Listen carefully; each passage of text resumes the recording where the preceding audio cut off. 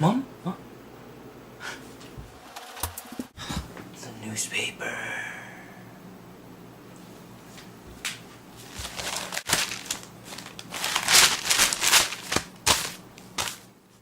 August 17, 2010. Let's see. Movies. Ah. What?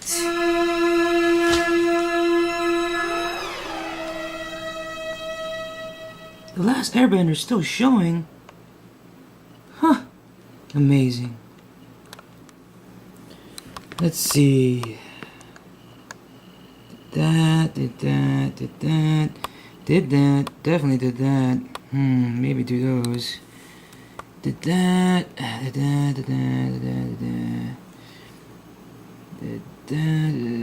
Wait, didn't do that. Might as well check it out. Well then. Scott Pilgrim versus the world. Prepare yourself. For I'm coming. I'm coming for you, Scott Pilgrim versus the world. You know what I'm gonna do?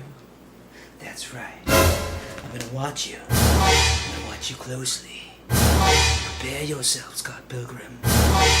You don't know what's coming.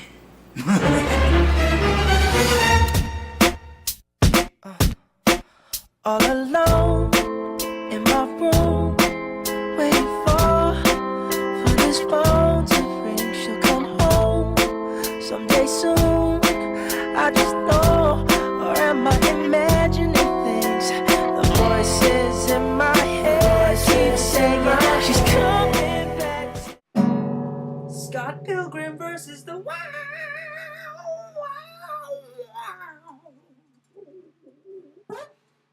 Thank you!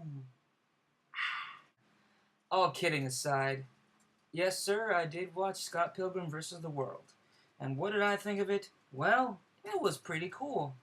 Apart from the beginning, which was kind of like, messing with my head as to what is going on, you know what I'm saying? Is he in a dream? Is he fantasizing? I don't know.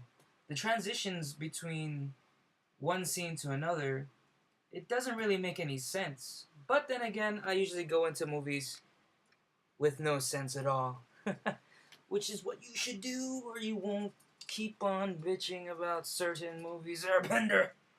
Airbender! Sorry. Had a little something earlier. It's called bull crap. From a bunch of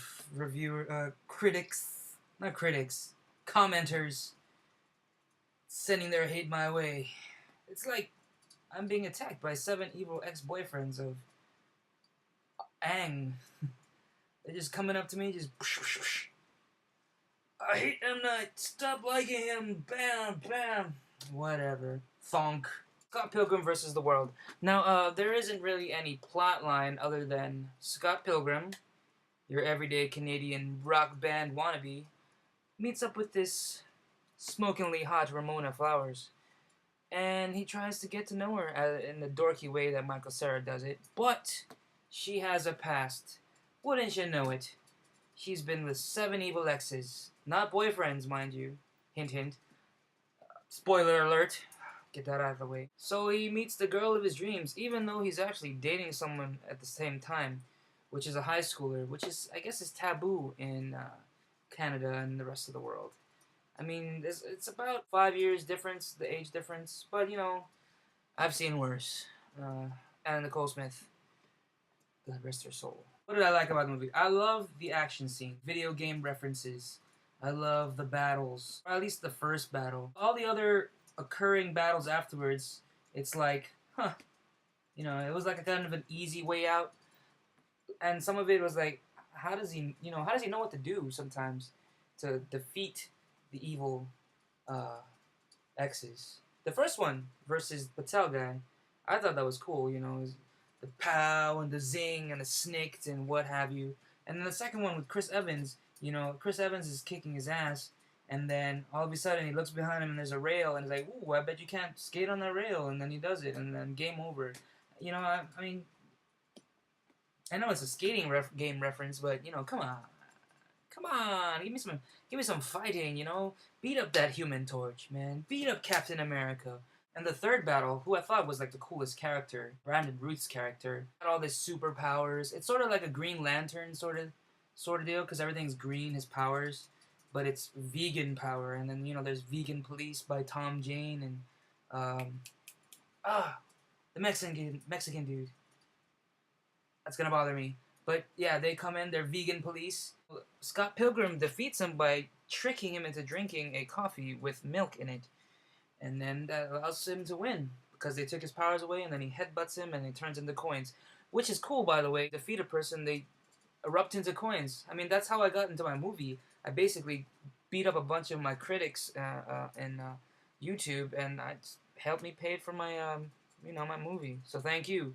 Well, they're not around anymore because they're just coins. And the next Evil X, a lesbian. Nightcrawler, where she can disappear and like reappear in certain locations. That's like an X-Men reference or something. But the way to defeat her is by getting to her orgasmic spot in the back of the knee and just slightly touching it. Boom! And then erupts into coins. 5 and 6 are twins, and they have a rock band battle where they're challenging the two Japanese twins are like who Daft Punk sort of deal with the piano and the DJing, and then they make up this freaking huge two dragons, and then you know Scott Pilgrim on his band versus band, and Scott Pilgrim's this big gorilla thing, and his bass guitar is just riffing, kill the dragons, you know, slays them, and then the final one, the G-Man himself, the one who set up the League of Extraordinary X's. He defeats him. They end up starting all over, I guess. Replay. This time maybe in hard mode. The girls were really cute, especially Knives. Man, that Asian with the short hair, I got a thing for Asians. Sorry. Ramona Flowers was really cute, especially her hair color changing thing. Also weird that you can kill anybody, not get in trouble for it. There's like no police around other than the vegan police. And you can collect their coins. Basically collect their soul. And spend it. 4 out of 5 toothpicks. Dental floss. The fight scenes, great. Comic book video game references, awesome. Great cinematography. Superb. Hot women. You know where that's gonna go. I would suggest just to watch it, but you may have to watch it more than once to really get everything. There's just so much going on that you cannot catch it on the first time unless you have a super amazing brain with vegan powers. I don't. Peace.